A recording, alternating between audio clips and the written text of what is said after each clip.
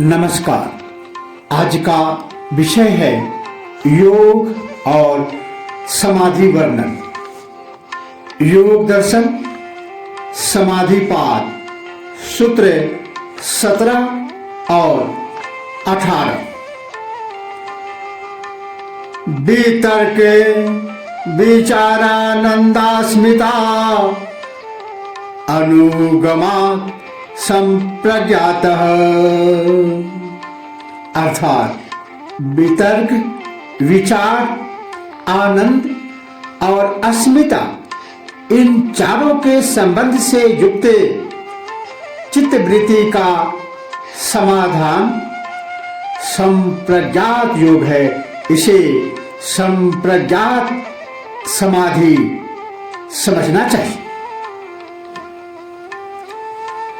इस समाधि पाद में महर्षि पतंजलि ने सर्वप्रथम योग की परिभाषा देते हुए कहा है कि चित्त की वृत्तियों का निरोध ही योग है। इस निरोध के फलस्वरूप आत्मा अपने स्वरूप में स्थित हो जाती है। इसी को योग, मोक्ष, निर्वाण या कैवल्य की स्थिति कहते हैं। इसके बाद वृत्तियों के भेद तथा उनके निरोध का उपाय बतलाया गया है। इस निरोध के फलस्वरूप साधक को समाधि लाभ होता है, जिसका वर्णन आगे के सूत्रों में किया गया है। इस सूत्र में विभिन्न प्रकार की समाधियों का वर्णन है। सबसे पहले संप्रज्ञात समाधि। संप्रज्ञात समाधि का स्वरूप बताया गया है कि जब वशीकार वैराग्य हो जाता है, अर्थात मन वश में होने पर भोगों के प्रति तृष्णा हट जाती है, तो इसे संप्रज्ञात समाधि कहते हैं। इस समाधि में चित्त वृत्ति का समाधान हो जाता है।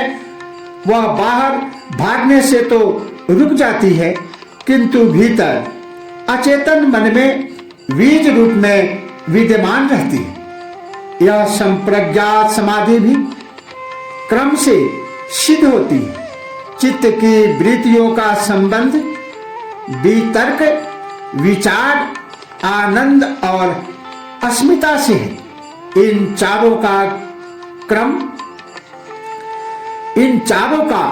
क्रम से निरोध होता है। अतः इन चारों के निरोध से घटित समाधि भी चार प्रकार की कही जाती है। बाहर से जो ज्ञात या अनुभव होता है, वह भीतर संग्रहित रहता है तथा समय आने पर उसे पुनः उगल देते हैं। यह वितर्क स्थिति है। इसमें क्रमबद्धता नहीं होती तथा यह प्रामाणिक भी नहीं होता। ये विचार स्वयं के नहीं, दूसरों से उधार लिए हुए होते हैं। अतः इस स्थिति में संशय बना रहता है, तर्क वितर्क चलता रहता है। जब इंद्रियों के ग्राह्य पदार्थों के स्थूल रूपों का तो निरोध हो जाता है, किंतु इनका विकल्प शब्द, अर्थ और ज्ञान बना रहता है। इस प्रकार की समाधि को सवितर्क समाधि कहते हैं।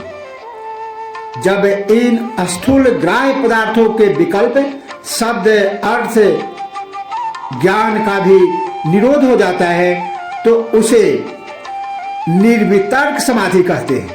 इन्हीं को सविकल्प तथा निर्विकल्प समाधि भी कहते हैं। इसके बाद बाहर से संग्रहित विचारों का क्रम तो बंद हो जाता है, किंतु स्वयं के भीतर ही भीतर विचार चलते रहते हैं तथा निर्णय भीतर से ही आना आरंभ हो जाता है। इसे विचार कहा है।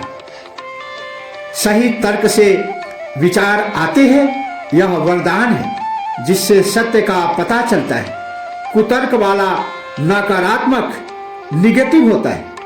वह हर वस्तु का विरोध करने लगता है तथा अपनी बात को ही सत्य सिद्ध करने का दुराग्रह करता है।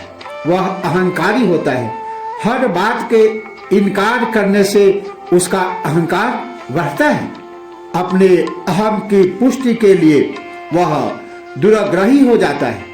इनकार करने पर वह व्यक्ति समझता है मैं कुछ हूं, मैं अधिक विद्वान व शक्तिशाली हूं। विवाद में सत्य की नहीं, अहम की, अहंकार की ही चिंता अधिक होती है। हाँ कहने से तथा दूसरों की बात मान लेने से अहम गिरता है। इसीलिए तर्क वितर्क विवाद आदि की अपेक्षा विचार करना उच्च स्थिति है। इससे सत्यानुसंधान में सहायता मिलती है। विचार क्रमबद्ध आते हैं। जब इंद्रियों के ग्राह्य पदार्थों के सूक्ष्म रूपों विचारों का निरोध होता है तो उसे सविचार समाधि कहते हैं। इससे विचारों का क्रम भी बंद हो जाता है, किंतु इसमें इन विचारों के शब्द, अर्थ तथा ज्ञान का विकल्प बना रहता है। जब यह विकल्प भी नहीं रहता, इसका भी निरोध हो जाता है तो उसे निर्विकार समाधि कहते हैं। इस निर्विकार समाधि में विचारों का क्रम सर्वथा रुक जाता है तथा साधक को आनंद की अनुभूति होने लगती है। यह आनंद भीतर के अनुभव के कारण आता है। इसमें अहंकार बना रहने से साधक में द्वैत स्थिति बनी रहती है। साधक जो आत्मज्ञान का इच्छुक है वह इस आनंद का भी निरोध करता है। इस निरोध से आनंदानुगत समाधि उपलब्ध होती है। इस आनंदानुगत समाधि के बाद साधक को केवल अस्मिता का बोध होता है, मैं हूं का भी भान रहता है। जब इसका भी निरोध हो जाता है तो इसे अस्मितानुगत समाधि कहते हैं। इन चारों प्रकार की समाधि को संप्रज्ञात योग अथवा संप्रज्ञात समाधि कहते हैं। इन चारों में प्रत्येक स्थूल से सूक्ष्म की ओर ले जाने वाली है। यह वशीकार वैराग्य से होती है, किंतु इनसे भी परम वैराग्य नहीं होता। इन चारों में ज्यों-ज्यों ऊपर की स्थिति प्राप्त होती है त्यों-त्यों नीचे की छुट्टी जाती है, क्योंकि सृष्टि निर्माण में प्रकृति का यही क्रम है। योग साधना में उसके ठीक विपरीत क्रम से चलना पड़ता है।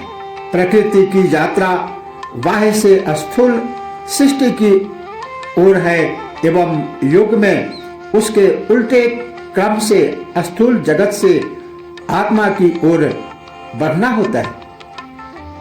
आत्मा पर यात्रा समाप्त होती है। सूत्र 18 विराम प्रत्ययाभ्यास पूर्व संस्कार शेष अन्य। अर्थात परावैराग्य के बार बार अभ्यास करने से जब मानसिक क्रियाएं शांत होकर केवल संस्कार शेष रह जाते हैं तो वह असंप्रज्ञात समाधि। इसे संप्रज्ञात समाधि के सधने पर मन वश में हो जाता है तथा चित्त की वृत्तियां शांत हो जाती है। वे अब संसार के भोगों की ओर नहीं भागती, वे स्वभाव से ही इनसे उपरत हो जाती है। इसी को विराम प्रत्यय कहा जाता है। जब इसका अभ्यास क्रम भी बंद हो जाता है तो चित्त की वृत्तियों का सर्वथा अभाव हो जाता है। केवल उस समय ये वृत्तियां संस्कार रूप में चित्त में विद्यमान रहती है। यह सूत्र 16 में बताए गए परम वैराग्य से स्थित स्वभाव वाली होती है। इस प्रकार की समाधि को असंप्रज्ञात समाधि कहते हैं। जो इस स्थिति को उपलब्ध नहीं हुए तथा संप्रज्ञात समाधि तक ही आकर रुक गए, वे इस अवस्था को शून्य की स्थिति कहते हैं। किंतु जो उपलब्ध हुए हैं वे इसे शून्य नहीं बल्कि अधिक स्पष्ट कहते हैं। इसमें केवल आत्मसत्ता का भान होता है। इसमें मन की क्रियाएं बंद हो जाती है, विचार ही बंद हो जाते हैं, अहम भी गिर जाता है तथा द्वैत भी नहीं रहता। इस असंप्रज्ञात समाधि में अभ्यास क्रम समाप्त हो जाता है। केवल बीज रूप में जो चित्त के संस्कार के शेष रहते हैं, उसका आत्मा में अपने कारण में लीन हो जाने से उस आत्मा का प्रकृति के साथ जो संयोग था उसका सर्वथा अभाव हो जाता है एवं आत्मा अपने शुद्ध स्वरूप को प्राप्त हो जाती है। सूत्र 3 में बताई गई स्थिति को जब आत्मा प्राप्त कर लेती है तो इसी को निर्बीज समाधि कहते हैं। यही कैवल्यावस्था है। असंप्रज्ञात समाधि में चेतन मन की सारी क्रियाएं बंद हो जाती है, किंतु अचेतन मन में छिपे अनेक जन्मों के संस्कार विद्यमान रहते हैं, जिससे पुनर्जन्म फिर होता है, किंतु वह अंतिम होगा। इसको सबीज समाधि कहते हैं। इस बीज को मिटाने के लिए फिर प्रयत्न करना पड़ेगा। इस बीज के मिटाने से फिर पुनर्जन्म की कोई संभावना नहीं रहती। सारा जीवन मृत्यु चक्र ही समाप्त हो जाता है। यही निर्वीज समाधि है। इस प्रकार यह असंप्रज्ञात समाधि भी 2 प्रकार की है, सबीज तथा निर्वीज समाधि। इसी के साथ समाधि का यह व्याख्यान संपन्न होता है। ओम नमः शिवाय।